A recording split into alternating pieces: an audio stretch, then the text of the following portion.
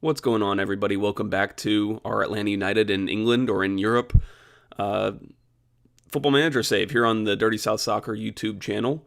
If you haven't seen any of the previous videos, I suggest you definitely go back and watch those before you watch this one, because there will be some spoilers, because obviously this all happens in chronological order. But we're about to start our second season in the Premier League, and I gotta say, it was not the smoothest off-season as I anticipated having in terms of both the transfers that we did, which I will go through all of those, our ins and outs, and we had some big ones. It was actually a huge movement for the club in what we did in the transfer window. But also, I wanted to start this on the scheduling page because, as you'll see, our first game against Bournemouth is July 23rd. Now, why is that? Why was our first game in July? Which I did not realize until about a week prior to this game. It's because it is a World Cup year, and of course the World Cup in 2022 is being played in Qatar, which means it's going to happen in the winter. So we don't have any matches in November, and our first match after the World Cup break is December 27th. So there's no matches for about 2 months, from October 29th to December 27th. So the season starts early, and I was not ready for that when it comes to our training. So we actually have quite a few players hurt, I think, because we didn't get them the proper fitness training at the beginning of preseason, and I threw in some of these friendly matches at the last second because I hadn't done it, and yeah, I just kind of got caught off guard. And of course, it also shortened the transfer window, which is still closed prior to the start of our first game of the season against Bournemouth, which we will be playing in this episode. So a little bit interesting there, kind of cool thing that happens in Football Manager, that they have these little kinds of things. Again, if you didn't see, I tweeted last night while I was playing that I can't assign anybody number 17 on the team because that is saved for the fans, of course. So kind of funny, but also a little sad because it threw our offseason into a little bit of disruption. But with that out of the way, it is time to get into these transfers because there were some big moves, and I have some stories to explain as to why we made some of the moves. So let's get into the outs first. Before we get into the guys that we bought, let's get into the guys that we sold. All right, the first player that we sold is Vlad Dragomir, who of course was a crucial part of our team in the championship. He was basically a starter for us every single game, but he just never really got any better from what he was. And to be perfectly honest, he's still not terrible, but just considering he's 23 years old and he had definitely kind of stopped progressing, I just felt like it was not worth continuing to trying to force giving him playing time to try to improve him. I just didn't really see it happening for us. And I also needed to raise some money, which I'm going to talk about in a second. But we sold him for £5.5 million. It's not a ton. It's exactly the same as what we bought him for. It's just one of those things that happens where a player kind of stops developing and time to get rid of him. So, best of luck to him. Who's he playing for? Espanyol. So, nice. Got to move to a decent club in La Liga. So, good luck to Vlad Dragomir. Also need to mention, I'm not going to go through him, but we don't have Bryce Bamba anymore, who was a former backup goalkeeper of ours. He left on a free, which I mentioned in the last episode. All right, next player is obviously a fan favorite, one that's close to the hearts of all of us Atlanta United fans in real life, Tito V Alba, who is now gone. He actually stayed with us for a lot longer than I thought he would. Because he produced for most of the time. It was kind of weird. I did not think he was going to be as productive for us in the save as he was. As you can see, especially in the championship, he was pretty good. And a lot of these goals and assists came in rapid succession. I felt like he would have really good halves of the season, but never really found a way. Once we started bolstering the squad a little bit for the Premier League, just couldn't find a consistent playing time for him. And that's kind of the main reason I wanted to just move him on, was because he's 27 years old. He should be playing somewhere, and he was just never going to play for us. And if he wasn't going to get playing time, he wasn't going to get any better than he is now. And so it's just kind of one of those negative feedback loops where there's just no way he's going to consistently get in the team. So tough to see him go, but we left on good terms. I said he's welcome back anytime. So Hector Villalba off to Brescia in Italy, so it'll be interesting to see how he does there. Alrighty, folks, here is the big one. Last time we spoke in the last episode, I said, this will be a good transfer window for us to bolster our back line, maybe somewhere in midfield. But it was nice that we weren't going to have to replace any strikers or attacking players. Well. I'm not going to tell you exactly why we sold Leao yet. I will get more into him when we talk about his replacement, but there was a player who did come up in our scouting reports who I thought, oh my gosh, I have to at least try to sign this guy, and we were able to sign him, but being able to sign him, I needed to raise some money quickly. And so because of that, I actually was not able to sell Leao for very much money, or not as much as I could have gotten if I were to have held on to him a little bit longer in the save and allowed him to score some more goals in the Premier League and boost his profile. Only sold him for £18.5 million, which is, of course, is less than his current value, as you can see, at $24 million. Again, really good player, and ideally I wouldn't have wanted to sell him, but just got to be honest, we got a better player than him to replace him, and I can't wait to show you him. But yeah, let's just leave that here for now, and we'll get back to the story of Rafael Leao when we talk about his replacement. All right, let's talk about the incoming signings. The first one, we're going to kind of go from least important to most important. So first one is Freddy Woodman. Got him from Newcastle. He's kind of just a journeyman English goalkeeper, but pretty good stats. And we got him for like next to nothing. I think he was £775,000. So perfect replacement for Bryce Bamba. Not really much to talk about. I'd be surprised if he makes a start this year. It'll only happen if Jack Butland gets hurt, but we got a backup keeper, and just wanted to make sure we got one that was English, just because I don't want to bring in a foreign backup goalkeeper. I figure the backup goalkeeper, you need to have one, but since they're hardly ever going to play, you might as well just get an English one that was trained in the nation, so that to help with squad registration. So Freddy Woodman is the guy that we selected. All right, next up is Benjamin Hendrix, German right back, I guess you would say. I mean, that's where he's going to play for us, but you can see his positions. He's quite versatile. He can play all over the place. His stats are pretty well rounded. Right back is a position I went into this transfer window thinking that I might be looking for, or I really was trying to find, like a really top quality right back, a right back that would basically make Kyle Walker-Peters our backup, because I felt like that's a position where we really could strengthen. And it was interesting when I was just looking through the players that we'd scouted and the players that were transfer listed in this position, there just weren't really any good ones, any really quality right backs. I mean, there were some, but like none that really fit what I wanted, because with our tactical setup, we really need this player to be really good in the attacking phase, and that is one thing that Kyle Walker-Peters is good at. If you look at Kyle Walker-Peters' attributes, he's not that great defensively, but he is a good passer, he's a good crosser, and he works well in these areas higher up the field. And that's where I feel like Benjamin Hendrix is too. He's got better dribbling, better crossing, better passing than a lot of the decent right backs that we were looking at have. Like a guy, for example, that we could have gotten, who I was kind of in some negotiations with, was Gonzalo Montiel. He's a Argentine right back, plays for the national team. He was at Wolfsburg, and he's got very much better defensive attributes than Hendrix has, but he was like £20 million.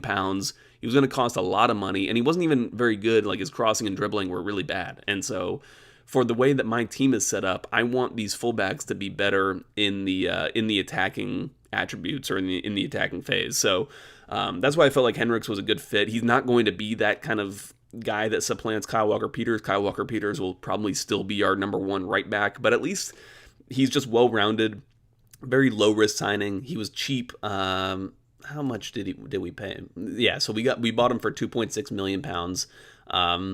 Yeah, you can't go wrong with something like that. So Hendrix is in the squad as a nice little backup at right back. All right, it's time to get into basically our three big signings, our three signings that are going to be impact players for us this year, or at least I hope they will be impact players for us this year. The first one is a guy I've never heard of. His name is Eric Ramirez. We got him from Bahia in Brazil, and looks really nice. 21 years old, so still very young. As you can see, his potential ability, he's got the blacked out 5th star, so he could improve well beyond what he is now. But he's already one of our best players on our team. And as you can see, his natural position as an attacking playmaker, essentially a number 10. But I actually anticipate playing him as a deep line playmaker. I want to have more quality in that area. Right now, like, if we hadn't signed him, our number one defensive line, deep line playmaker would have been Diawara, who I want to be more of a ball-winning midfielder for us. So this is a good signing. You know, I had experimented with Shaparenko and Barco in this deep line playmaking position before, and in the end, I just don't want either of those guys playing there consistently. So Eric Ramirez was a good purchase for us. You know, his defensive attributes are not great. His marking is only a 9. His tackling is only a 9. But I think he's got enough about him to hold down that position. And if not, we can definitely fit him into the squad. He's going to get better. And he's already very, very good player. So we bought him for £16 million. So a fair amount, but got him on a decent salary at only £60,000 per week. And I think that's a 5-year contract as well. Yeah, it expires 2027 and we're in 2022. So got him locked down for a long time on a good contract. And I anticipate just good things out of Ramirez. All right, and hey, I said I wanted to strengthen the back line, and that's exactly what we did in this transfer window. You know, we had Cedric Kipre, who was solid for us last year, and I still anticipate that he will get some playing time this year, but I just felt like we really needed to, he's essentially a championship player that came up and did well in the Premier League, but a guy like Ibrahima Konate is legitimate quality, and as you can see, he's got great aerial ability and great speed, which I love. I just love having that, especially for a team like ours who wants to play a high line. The speed is definitely important because you want them to be able to chase back if a player does break beyond the line to chase them down and recover. So he's very similar to Lukumi, and I do anticipate, although it says that his best position is a ball-playing defender, I'm actually going to just play him as a central defender and play with the deep lying playmaker like Ramirez, dropping back and picking the ball up off of these two guys. I don't anticipate playing with as much of a ball playing defender this year, but I have switched to one tactic that would be a 3 at the back that would play with Kipre because he is my best ball playing defender, and so I've got one tactic where he would essentially be that guy playing that role. But otherwise, I'm going to play as 2 central defenders, and you can't really get too much better with where we're at than Konate and Lukumi, who we have. Lukumi also was, we got like a 30-something million pound bid from him from Bayern Munich, so that just shows that he's improving. But man, I just cannot get over these physical attributes for a center back. 17 pace, I mean, that's incredible, plus 17 strength and 18 jumping reach.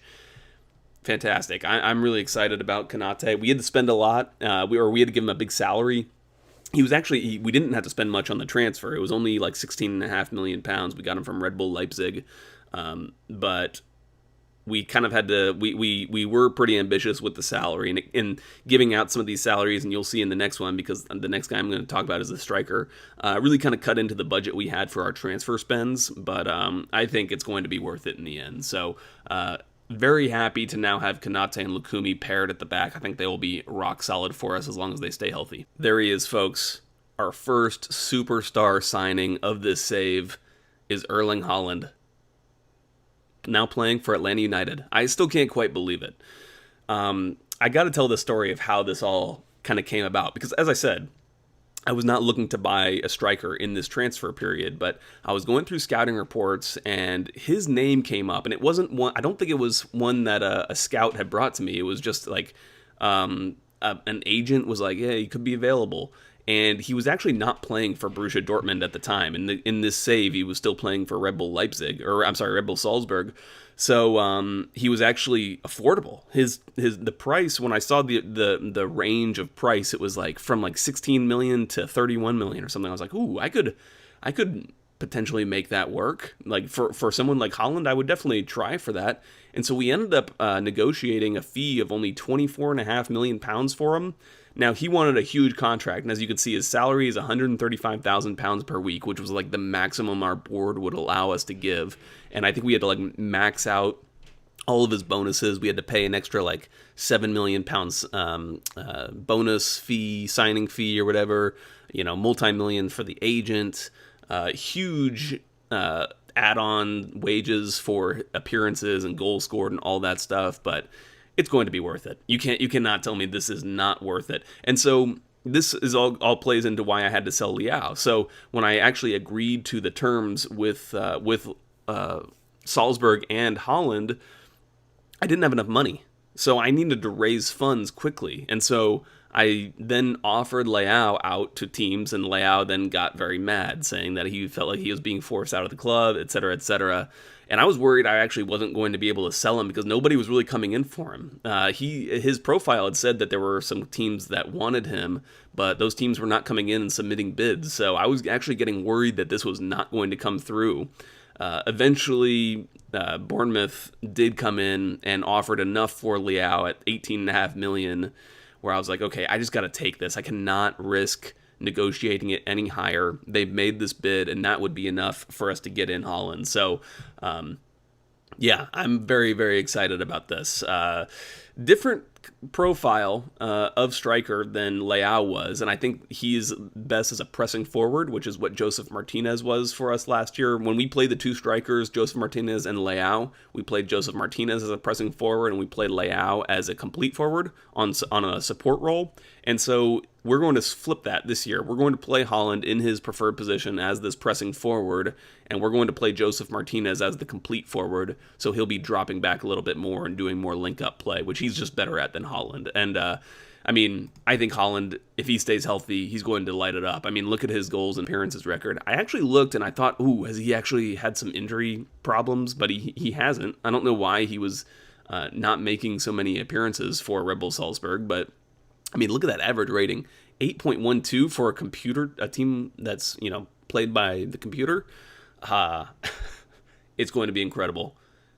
It's going to be incredible. So, very excited to see how we do with him. We got him again on 5 years, so he's going to be a mainstay for us. Although, we might try to renegotiate his contract as soon as we can. He had an 89 million pound buyout fee in his contract that he would not let us change. So he has that in there still, and so I'm a little bit worried if he has a great year that a team like Man City or Liverpool could come in and just scoop him up from us, and we have no say in it. But even if that happens, we still would make a nice 60 million pound profit there. But ideally, I'd like to keep him because I think he's going to be an amazing player. So.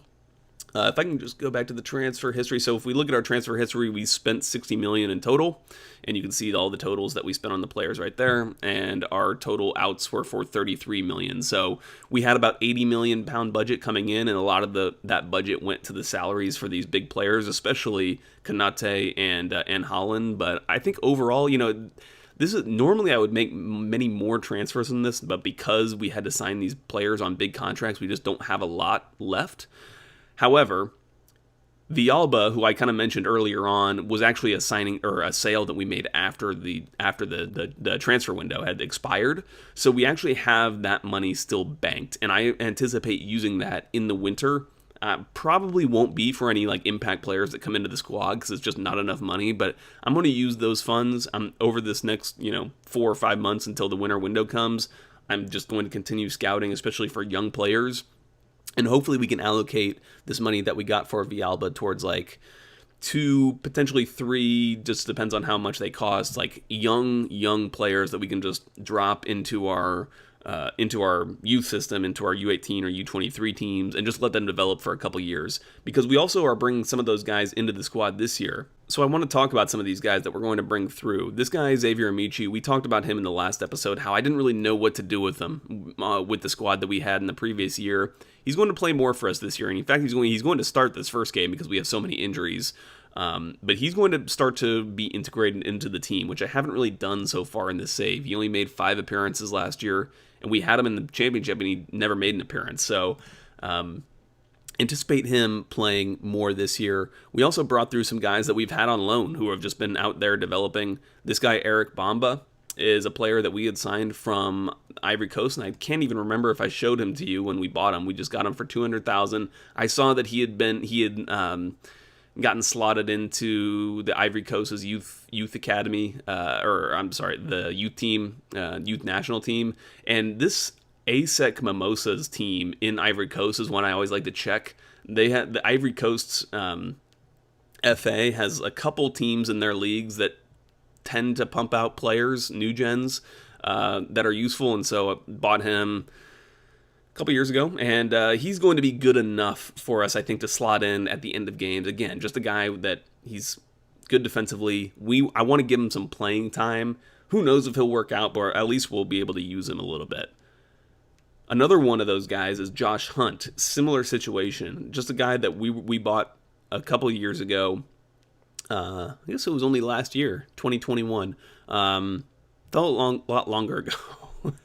But got him from Orlando. Again, I think he had been listed in the U.S. youth squad setup, and he's going to be a player that comes and plays in the complete forward support role for us from time to time. He's not great, but again, we need to get him playing time. We need to get these players playing time.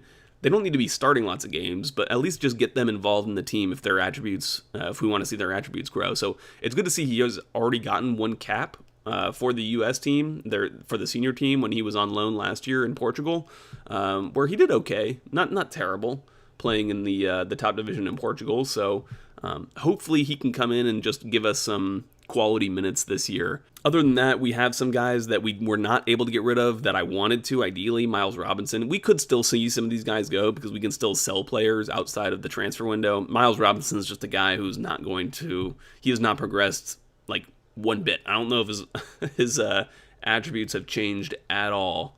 That's his overall ability, but if we look at his attributes, it's pretty flat. In fact, some have definitely gone down. What is this? His strength? I guess he got hurt, so he lost some of that strength and then regained it. His pace has dropped off just a bit. So he's just been a flatliner this whole time. That's unfortunate because I like Myles a lot, but we'll just be looking to get rid of him. Jal Carvalho is another guy who just did not perform for us last year. We gave him 14 starts or 14 appearances and did not record a single contribution to a goal. So hopefully he can do better for us. We may use him as a supporting striker as well. He actually can play in that position. Not necessarily as a complete forward, but we might change that role to a deep lying forward when he goes in, just as like a guy who can help link play and support Holland, who he would be paired with up top. So, and also Yuri Medeiros is a guy I wanted to try to get rid of him, not because he wasn't good, but just because his value is so much higher than what we bought him for. I thought it would be really good profit for us to make, but nobody was coming in for this price. We had a bunch of teams wanting to loan Medeiros, but I have no intention of loaning a 28-year-old. I would only want to sell him, and nobody wanted to buy. So we will just keep him, and hopefully someone comes in for him at some point. Even if we get a lot less than 15 million, I mean, we only bought him for 1.9. So if somebody comes in for even a 8-9 million pound bid, I would probably take that just to, get the wages off the books and get that budget back into the transfer or add to the transfer budget. But until that happens, we'll just keep him around because he's perfectly fine coming in as like a sub as this inside forward on the right-hand side. He's been really productive there. So as you can see, we've got Joseph Martinez, Barco, Eric Ramirez, and even some of the guys we're going to start in this game that are injured. But we're going to go through and proceed and get this game started up. All right, we have kickoff. And I should say that our goal by the board this year is to have a top half finish, which of course we had last year. And it's kind of nice. I like when the board has, in the game, the board has a lower expectation for the team than I have in real life for the team, because I think this team is definitely good enough to make the Europa League, which is definitely our goal this season. We came so close last year. We just missed out by like a point or two to Chelsea, of course, in that last game of the season in the last episode. So hopefully we can actually get there this year. And if we don't, it'd be pretty demoralizing for me personally, considering the players that we have. Guys like Erling Haaland, there's no way we can't, right? Ooh, almost got off the mark there for his first goal. I will say my expectations for Haaland are tempered just a bit right now, because with new signings, it just typically takes them a bit longer to settle in. Ooh, there you go, Jaden Braff. I think he's a player who's going to be huge for us this year. He's going to be a regular starter for me. It's going to be interesting with Joseph Martinez. It's just one of those things where he's not going to start nearly as many games as he has in the past. With Haaland coming in Haaland is going to be our striker when we play in this formation with one up top. And so Joseph might play some games at that inside forward coming off the left-hand side, but honestly, I think Braff is better player there. So I think Joseph honestly is just going to be a backup for us when we play in this position or in this formation. I do anticipate us playing in that two-striker setup a lot more, the 4-4-2 diamond that I showed you in the last episode. And I also have, as I mentioned earlier, in this episode, I've set up a back three system that also has two strikers, because I kind of anticipated wanting to play with two strikers more when we had Leao. So that was actually something I had already anticipated. And wow, Jaden Braff with a brace. Good to see Amici getting in there too. getting the assist there. Nice little goal. Good to see us kind of dominating a game like this when we have so many players injured too. Haaland is going to get off. There he is. Oh my gosh. He's going to be so good. He's going to be so good.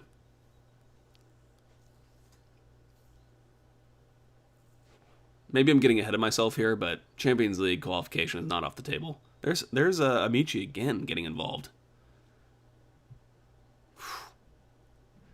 They said one of his traits is he likes to shoot with power, and that was a powerful shot right there.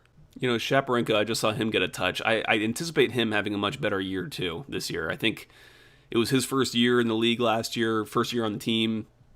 And one thing in this game is the languages that they speak, and Shaparenko did not speak any of the languages, and so he was from Ukraine. Nobody spoke that, so I think that may have been one reason he struggled so much to settle in. Then he only started to improve his performances later on in the season, so I'm hoping now that he's just a little bit more settled.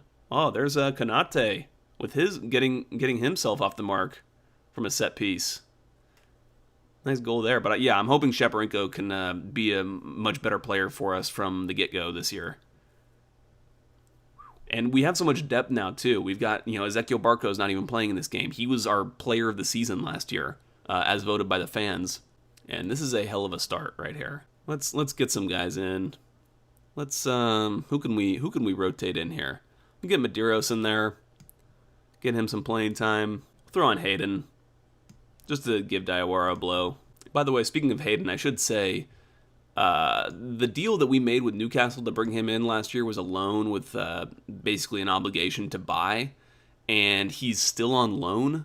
There's something messed up with the loans in this game. If you've been following the save, you'll know that we've had the loans just stick. Like once you loan in a player, the player does not leave. In fact, it happened again with Keaton Parks. I had to terminate the loan using the editor to get rid of him and I only felt like it was the right thing to do. So I still have Hayden technically on loan, and I think that if I were to terminate it, he would go back to Newcastle, and I would lose the money that I paid for him, which was like 1.6 million pounds. Not a huge blow, but I don't want that to happen. So I'm just keeping him on loan for now, and then I'll probably just release him after this year, because after this season, I don't think he'll have much use for us. But a good win there, 4-0 in the first game of the season on the road too. Great to see the team come together. Some of the new players score. Haaland, Konate. It's going to be a great season. So if anything major happens, I will do a video before some of the other transfer windows close up if we do make any big sales, but I don't see it happening. Let's take a look at the schedule and see when we might be able to do another video.